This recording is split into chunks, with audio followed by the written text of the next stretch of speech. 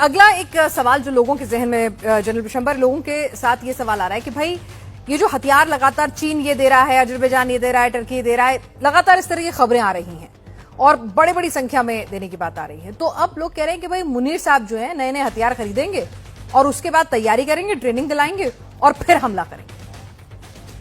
पिनाज, मैंने पहले कहा मुनीर साहब को, पहली बात तो एक समझिए, मुनीर साहब को कोई खतरा नहीं है।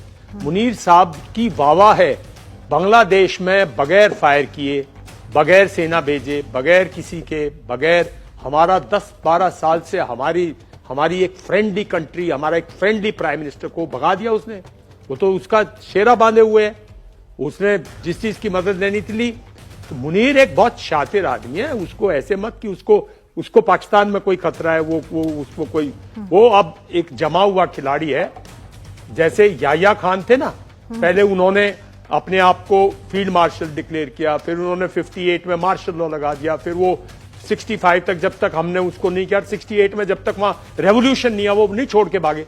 तो ये याह्या खान और जियाउल हक, ये उस श्रेणी में आता है। तभी वो कट्टरवाद की बात करता है। एक प्राइम मिनिस्टर, एक चीफ जाता है, इंटरनेशनल फोरम है उनका आपने दुनिया भर के पाकिस्तान के लोग बुला रखे, दुनिया देशों से, वो आपके यहाँ इन्वेस्ट करना चाहते हैं और वहां आप 2 नेशन थ्योरी बात करते हो, रिलीजन की बात करते हो। तो वो एक बहुत डिफरेंट क्रिएचर है। पहली बात तो इस बात का ध्यान रखो कि वो एक कट्टरवादी है और उसको पाकिस्तान में किसी किस्म की उसको कोई खतरा नहीं है। वो और जो शरीफ ब्रदर्स है, वो बड़ी एक उनकी अंडरस्टैंडिंग है, फ्रीक्वेंसी है, तो उसको कोई खतरा नहीं। पहली बात तो ध्यान रखो। ठीक है।